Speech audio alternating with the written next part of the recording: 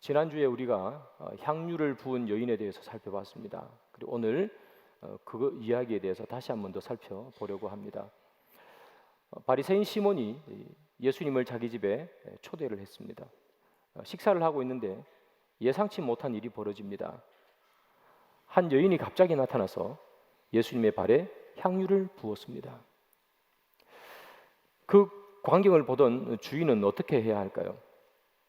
전혀 초대하지 않았던 여인이 갑자기 나타났습니다. 그리고 그 여인은 누구나 다 그 동네 사람들이 아는 음란한 여인, 창녀였습니다. 그 여인이 이 바리새인 집에 와서 자기의 손님에게 향유를 부었습니다. 향유는 아주 비싼 겁니다만 비싸고 비싸지 않고가 중요한 것이 아니라 초대하지 않는 사람이 불쑥 들어와서 자기의 손님에게 발에다가 향유를 부었습니다. 이 주인 입장에서는 참 무례한 여인이 되겠죠. 그래서 자기 하인을 불러서 이 여인을 데려가게 해야 옳습니다. 그리고 예수님에게는 죄송합니다, 사과를 해야 하는 것이 옳겠죠. 그런데 오늘 본문을 보면 이 바리새인인 이 시몬은 아무런 조치도 취하지 않습니다.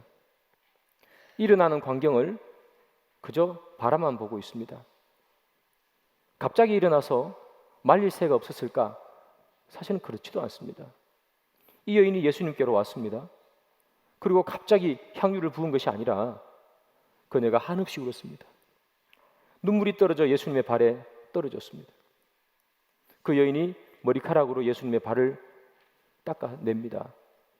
그리고 그 입에 그 발에 입을 맞추죠. 그 많은 시간이 흘렀습니다. 그 여인은 계속해서 예수님과 접촉하고 있습니다. 그 집주인은 그 여인을 예수님과 분리시켜 옳았습니다. 손님에게 무례한 일을 하고 있기 때문이죠. 그런데 이 바리새인 이 시몬은 아무런 조치도 취하지 않습니다. 왜냐하면 이 바리새인 이 시몬은 한 가지를 확인하고 싶었기 때문이죠.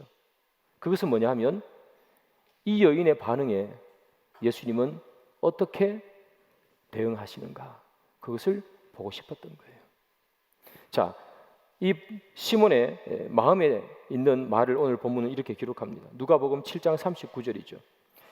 예수를 청한 바리새인이 그것을 보고 마음에 이르되 이 사람이 만일 선지자라면 자기를 만지는 이 여자가 누구며 어떠한 자 곧 죄인인 줄을 알았으리라 하거늘, 이렇게 기록합니다. 자, 이 말씀은 이런 의미입니다. 죄인인 여인이 왔습니다. 부정한 여인입니다.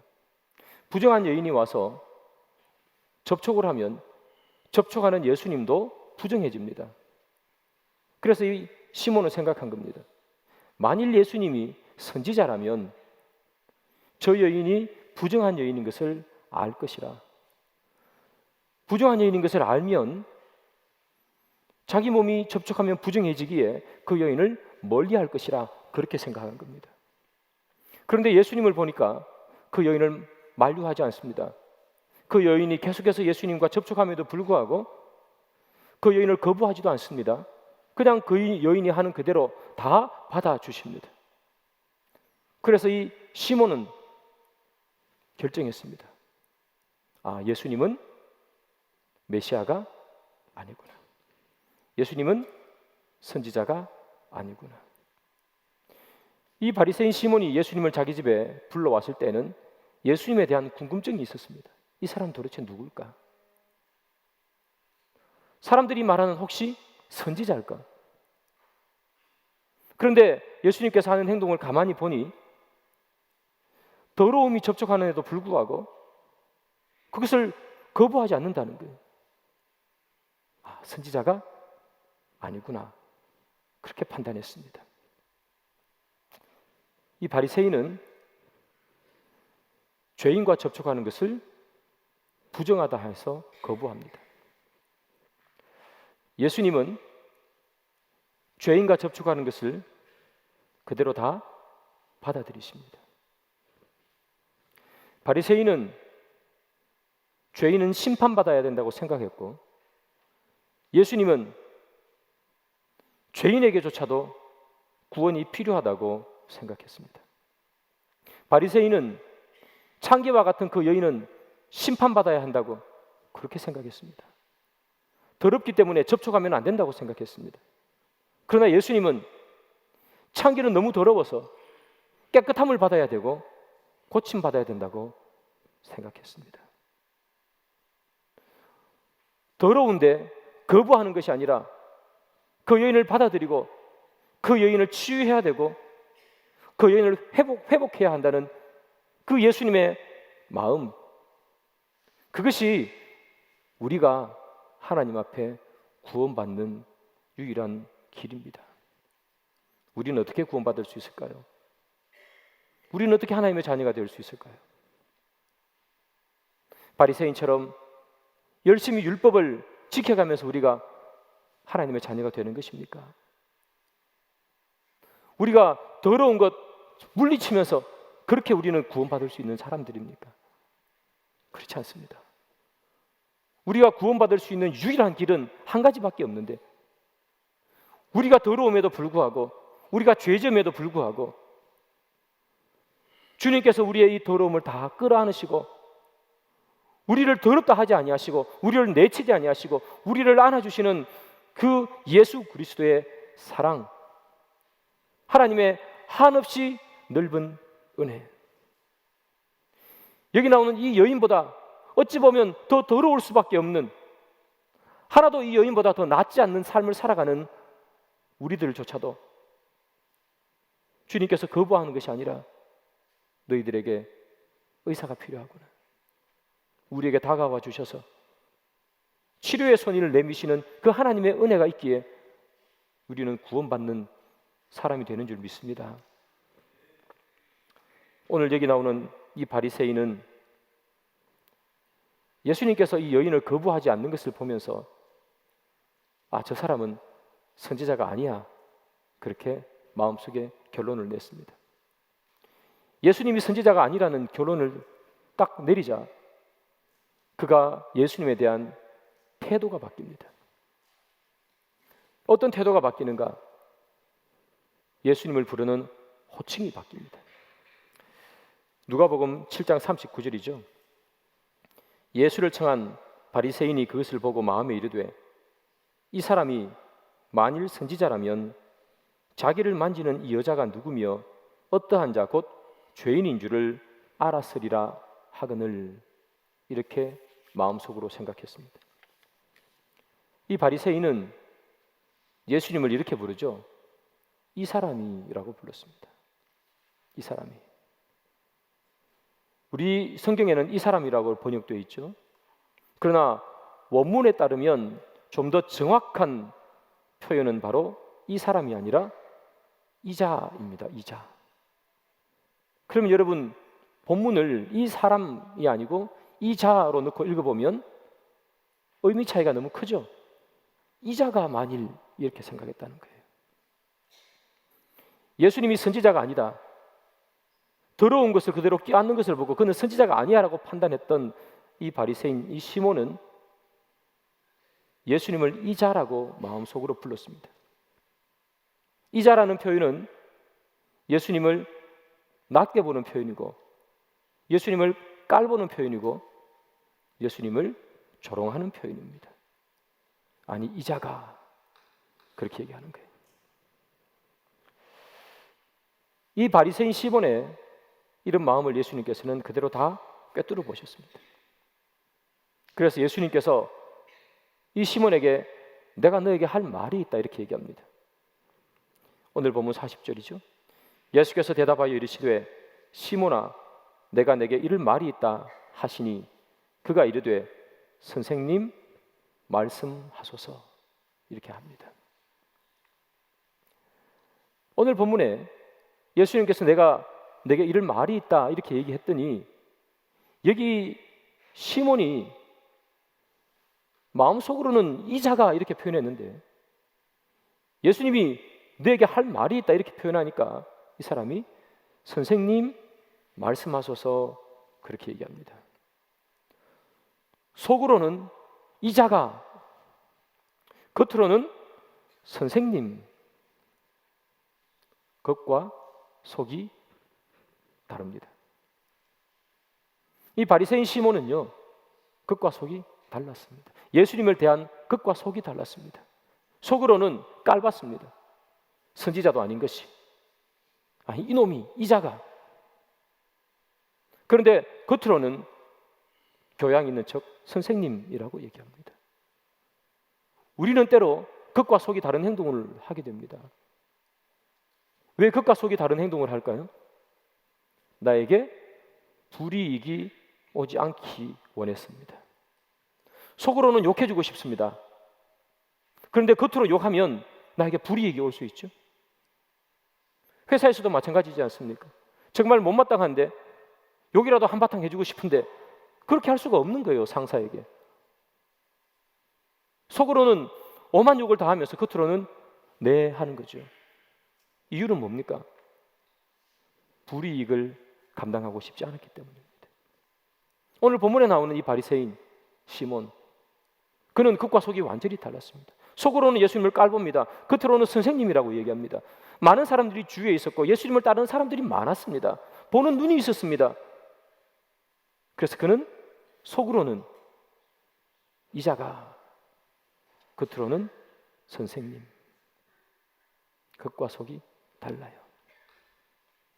요한복음 3장에 가면 니고데모라는 사람이 등장합니다. 이 니고데모는 여기 나오는 이 시몬처럼 바리새인이었습니다. 그리고 그는 산헤드린 공회의 공회원이었습니다. 지금으로 치면 국회의원이 되는 것이겠죠. 이 니고데모라는 사람은 아주 신분이 높은 사람이었습니다. 그런데 그가 예수님에게 관심이 있었습니다. 그래서 예수님을 만나러 오죠. 예수님을 만나러 오는데 언제 만나러 오느냐? 밤에 옵니다. 왜 낮에 오지 않고 밤에 옵니까?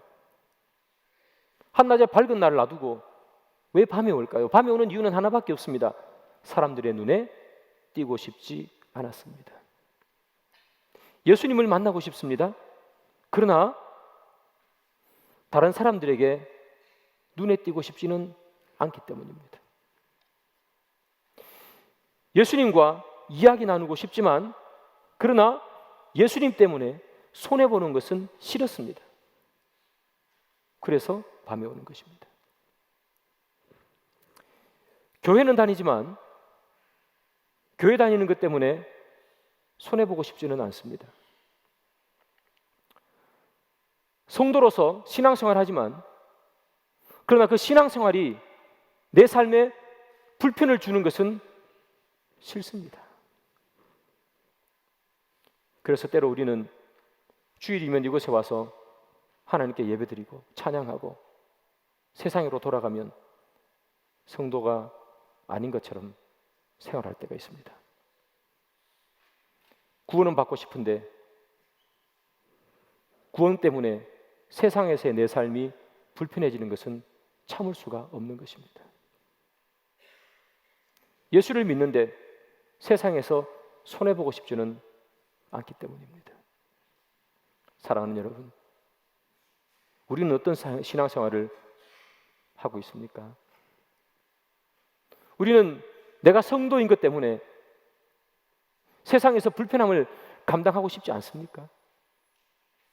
나는 구원받고 싶은데 이 구원이라는 것이 세상에서 내가 살아가는데 불편을 주는 것은 싫으십니까? 오늘 본문에 나오는 이 바리새인 같지 않기를 원합니다. 겉과 속이 다른 사람. 니고데모처럼, 요한복음 3장에 나오는 이 니고데모처럼 예수를 만나고 싶지만 예수 때문에 손해보는, 절대로 보고 싶지 않은 그런 삶, 그런 신앙생활이 우리 안에 있지 않기를 원합니다. 예수 때문에 무엇이든 할 수 있는 그런 우리가 되기를 소망합니다. 여러분, 이 여인이 예수님 옆으로 왔습니다. 그리고 그녀가 가지고 온 향유를 예수님께 부었습니다. 그런데 오늘 본문을 보면 그녀가 가지고 온 이 향유를 예수님을 만나자마자 바로 부은 것이 아닙니다. 붓기 전에 여러 가지 행동을 이 여인은 하죠. 먼저 예수님 옆에서 웁니다. 그리고 눈물이 떨어져서 예수님 발에 그 눈물이 떨어집니다. 머리카락으로 그 눈물을 깨끗이 닦습니다.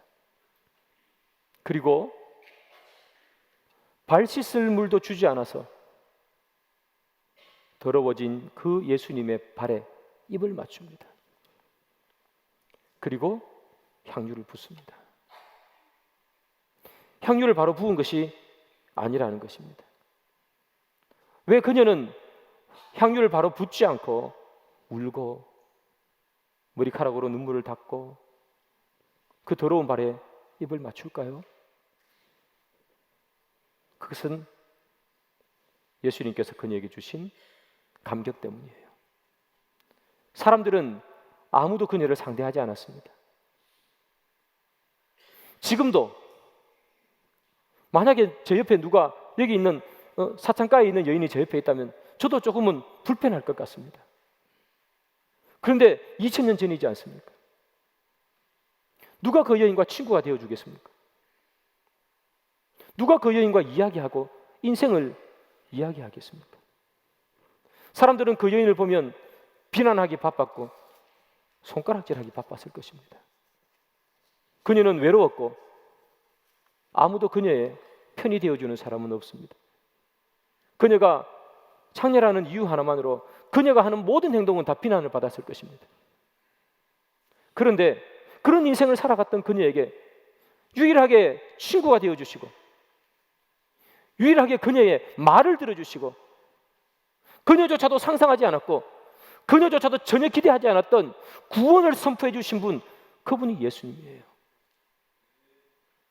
그래서 이 여인은 그녀 인생에 처음 맞이하는 이 감격의 순간, 자기도 포기했던 자기 인생, 그 인생에 희망과 소망을 주는 예수님을 만난 거예요.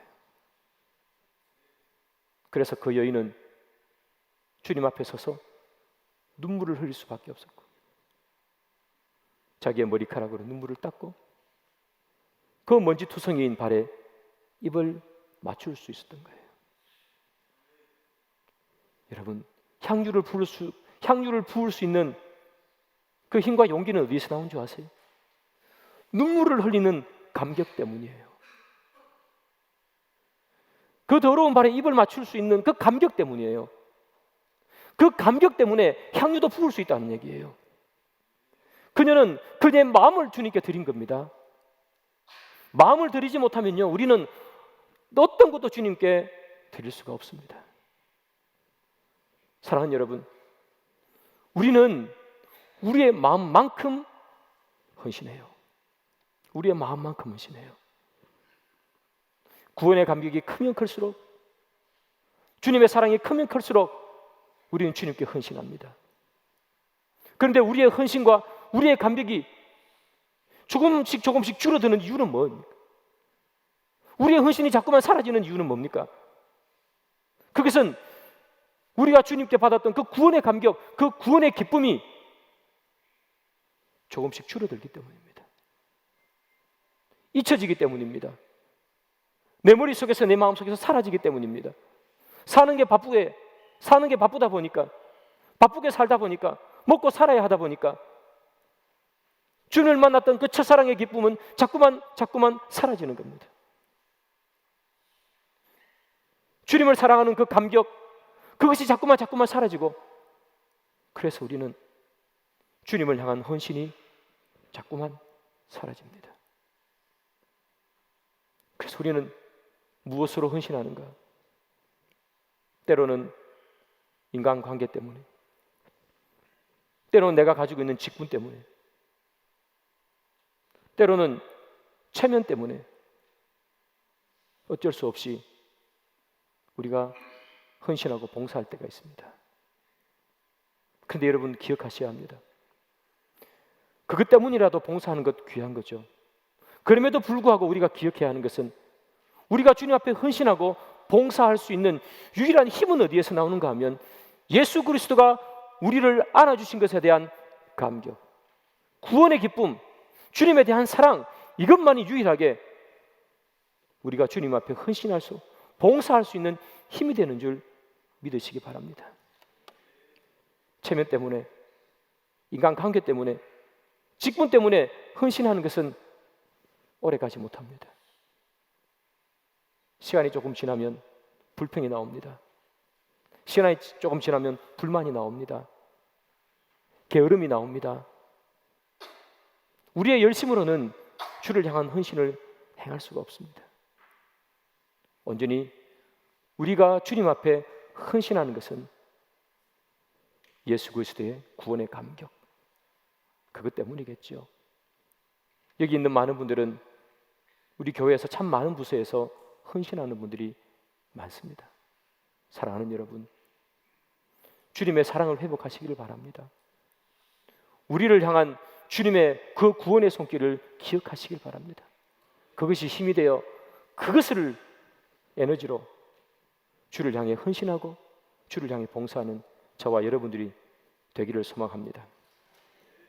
이 여인은 구원에 대한 감격이 너무 컸습니다. 그래서 예수님께 눈물을 흘리고 그 발에 입을 맞추고 향유를 부었습니다. 다른 것도 참 많이 있을 거 아니에요, 그죠? 그런데 왜 하필 그 비싼 향유를 부었을까요? 향유 말고 그녀가 가지고 있는 다른 것도 있을 텐데 왜 그녀는 하필 그것을 주님께 부었을까요? 그녀가 가지고 있는 가장 소중한 것이, 그녀가 가지고 있는 가장 값비싼 것이 향유였기 때문에 그걸 부은 거예요. 왜냐하면 그녀는 이전에 소망 없는 인생을 살았습니다. 창녀로 살았던 그녀가 무슨 소망이 있었겠습니까? 그녀에게 유일한 소망은 뭡니까? 몸을 팔아 번 그 돈으로 향유를 사 모으는 것 아니겠어요? 한 방울 한 방울. 사람들은 자기를 더럽다고 말합니다. 그래서 그녀의 몸에 향유를 뿌리면서 나는 더럽지 않아, 나는 깨끗해, 자기 스스로 위로하며 살았지 않겠어요? 그래서 그녀의 소망은 그냥 그렇게 자기가 깨끗하다는 것, 나 향기로운 여자야, 그렇게 말하며 사는 그 향유 모으는 것이었겠죠. 그런데 예수를 만났다는 말이죠. 예수를 만났더니 모든 사람들이 다 포기했던 그녀에게 예수님은 친구가 되어주시고 구원을 선포하시고 죄사함을 선포했어요. 그녀 인생에 기대하지 않았던 일, 상상하지도 못했던 일이 그녀에게 펼쳐진 거죠. 그녀는 새로운 삶의 희망이 생겼습니다. 새로운 삶의 소망이 생겼습니다. 그녀는 그래서 인생의 가장 소중한 것이 바뀌어버렸습니다. 그 이전에 그녀의 인생의 가장 소중한 것은 향유를 모으는 거예요. 그러나 예수를 만나고 난 이후에 그녀의 인생의 가장 소중한 것은 예수 그리스도가 되었습니다. 그래서 그녀가 가지고 있던 가장 소중한 것을 예수님께 부어줄 수가 있는 것입니다. 예수님께 붓는 것은 이런 얘기입니다. 이것 이제 나에게 더 이상 소중한 것 아닙니다. 내 인생의 가장 소중한 것 예수님입니다. 내가 이제까지 향유를 모았습니다. 내 이 몸을 팔아서 그것 향유를 모았습니다. 그러나 이제 나는 그런 인생 살고 싶지 않습니다. 내 인생의 가장 소중한 것은 주님이십니다. 그렇게 부어주는 것이겠죠. 성도는 소중한 것이 바뀌는 사람이에요. 우리의 인생에 제일 소중한 것을 바꿀 수 있는 사람, 그게 성도입니다. 베드로는 예수님을 만나서 가장 소중한 것을 바꿨잖아요. 예수님께서 그를 불렀을 때 베드로는 그물과 배를 던져버리고 주님께로 갔어요. 베드로에게 가장 소중한 것은 그물과 배였겠죠. 어부였으니까. 바울이 예수님을 만났더니 바울은 이렇게 고백하죠. 자기가 이전에 가졌던 많은 것들, 히브리인 중에 히브리인이요, 8일 만에 할례를 받고 베냐민 지파의 사람이요, 가말리엘 문화의 사람이었던 그 모든 것들을 배설물로 여기노라. 버렸습니다. 소중한 것이 바뀌었습니다. 그는 그것을 버리고 인생의 가장 소중한 예수를 손에 잡았습니다. 삭개오는 예수를 만나고 돈을 버렸고, 사마리아 여인은 예수를 만나고 항아리를 던졌습니다. 예수를 만난 사람들은 다 소중한 것이 바뀌는 사람들입니다. 여러분들의 인생의 가장 소중한 것은 무엇입니까? 지금 내가 두 손을 꼭 잡고 놓아주지 않고 있는 것은 여러분 무엇입니까? 예수 그리스도이기를 소망합니다. 여인이 던져버린 항아리를 들고 그 안에 물 채우지 말기를 바랍니다. 바울이 배설물로 여긴 것, 그거 주워 담으려고 애쓰시지 마시기 바랍니다. 여러분 인생의 가장 소중한 것, 예수님이어야 합니다. 그것이 성도입니다. 사랑하는 여러분, 진짜를 만나면 가짜는 버리게 되어 있습니다. 이 여인은 가장 소중한 것, 진짜가 향유라고 생각했습니다. 그녀의 더러움을 씻어줄 수 있는 유일한 것, 그녀의 더러운 몸에 향기를 낼 수 있는 유일한 것, 향유. 그런데 예수를 만났더니 향유가 그녀를 깨끗하게 아닌 것을 깨달았습니다. 향유는 가짜였습니다. 예수가 나를 깨끗하게 해주는구나. 사랑하는 여러분, 예수만이 우리 인생의 길이요, 진리요, 생명이기를 소망합니다. 오늘 본문은 이 여인이 옥합을 부어서 향유를 주님 앞에 드리는 내용이죠. 이 여인이 오늘 본문의 주인공입니다. 그런데 오늘 본문을 읽다 보면 한 가지 조금 독특한 면을 발견합니다. 그것은 뭐냐 하면 오늘 본문이 36절부터 50절까지 15절입니다. 그 긴 절 동안에 이 여인의 이야기가 계속 나오는 그 동안에 특이한 것은 이 여인이 단 한마디의 말도 하지 않는다는 사실입니다. 이 여인은 오늘 본문이 이어지는 동안에 단 한마디의 말도 하지 않습니다. 그럼에도 불구하고 우리는 이 여인이 예수님을 사랑한다는 사실을 의심하는 사람은 우리 여기에 아무도 없습니다. 흔히 말하는 말, 예수님 사랑합니다. 예수님 사랑합니다. 그 흔한 말 한마디도 하지 않습니다.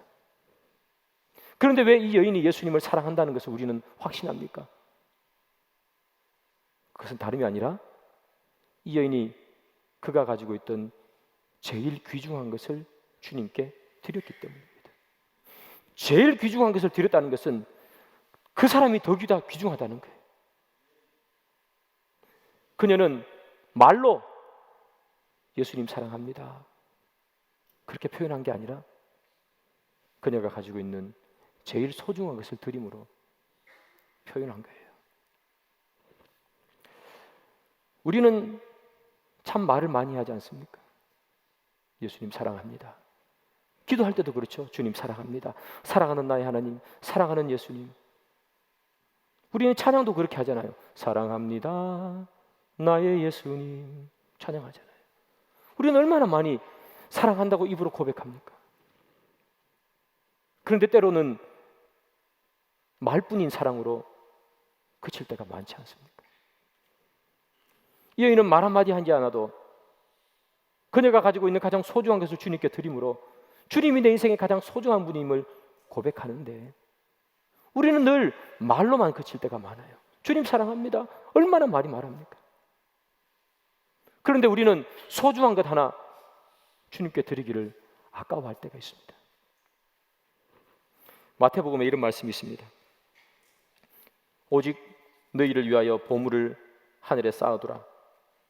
거기는 좀이나 동록이 해하지 못하며 도둑이 구멍을 뚫지도 못하고 도둑질도 못하느니라. 내 보물 있는 그곳에는 내 마음이 있느니라. 내 보물이 있는 곳에 내 마음이 있다. 네 마음이 어디 있는지 알기 위해서 네 소중한 것, 너의 소중한 것이 어디에 있는지를 보면 네 마음이 어디 있는지 안다는 거예요. 이 여인의 소중한 것이 지금 어디에 있습니까? 예수님에게 있잖아요. 예수님에게 부어줬잖아요. 이 여인의 소중한 것은, 이 여인의 마음에 담고 있는 것은 무엇입니까? 더 이상 향유가 아닌 거예요. 예수님인 거예요. 그녀가 이제까지 가장 소중하다고 생각했던 그것을 예수님에게 줘버렸기 때문에 그녀의 마음이 온통 예수님에게 있다는 사실을 우리는 아는 거죠. 그녀는 가장 소중한 것을 예수님께 드릴 수 있는 사람이었습니다. 말로 사랑합니다, 말로 감사합니다, 그렇게 한 여인이 아니라는 거예요. 우리는 여러분, 우리 인생에 가장 소중한 것이 있죠. 때론 사람은 이렇게 얘기합니다. 시간이 가장 소중하다. 시간은 금이라고 얘기합니다. 그렇습니다. 시간은 얼마나 소중한지 모릅니다. 시간은 돌릴 수가 없습니다. 시간만큼 소중한 게 없는 것 같습니다. 또 어떤 사람은 얘기합니다. 건강이 최고다. 그렇습니다. 건강을 잃으면 모든 것을 다 잃어버린다고 얘기하지 않습니까? 시간이 있으면 뭐합니까? 건강이 없으면 그 시간이 아무짝에 쓸모가 없죠. 또 어떤 사람은 말합니다. 물질이 최고다.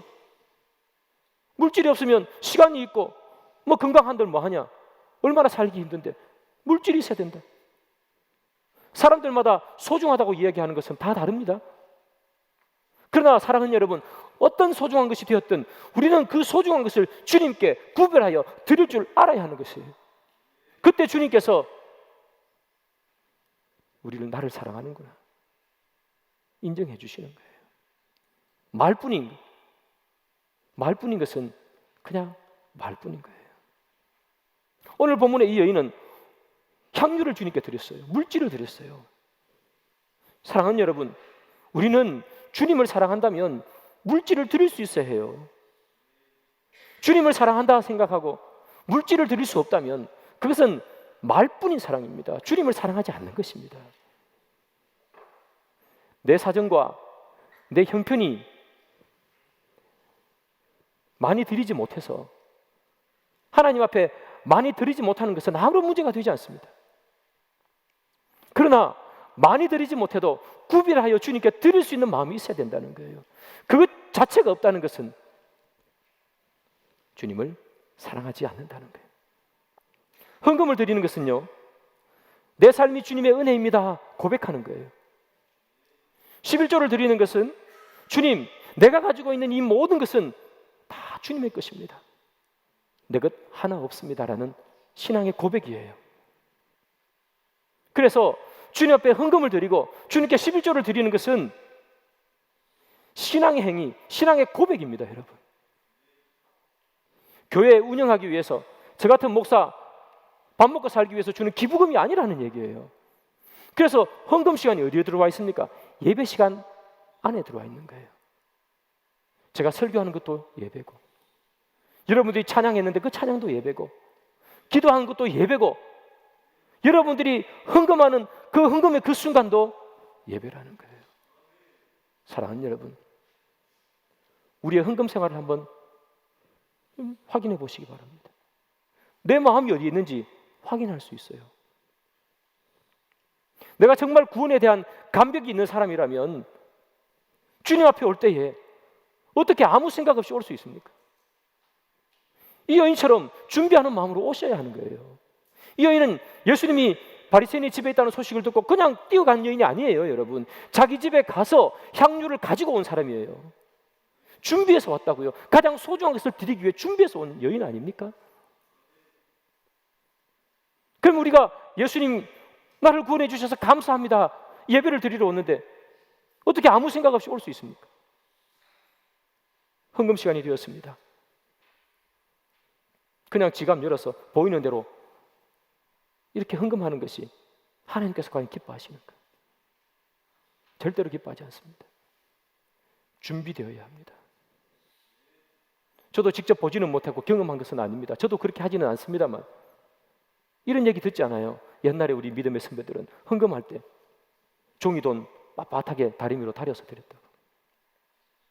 그렇게 할 필요는 없습니다만, 그러나 그 안에 들어가 있는 마음을 여러분 아시겠죠? 하나님께 정성을 다해서 드리는 마음, 준비된 헌금을 주님께 드리는가? 헌금, 단돈 1,000원을 주님 앞에 헌금을 할지라도 우리는 준비해서 오셔야 돼요. 지갑 열어보고 있으면 내고 없으면 안 내고. 그게 헌금이 아니라는 거예요. 이 여인은 주님 앞에 감사해서 준비한 마음으로 주님께 와서 감사함으로 헌금을 드렸습니다. 그녀가 가지고 있는 가장 소중한 것으로 주님께 드린 거예요. 사랑하는 여러분, 우리가 이 여인 같은 그런 신앙생활 하기를 바랍니다.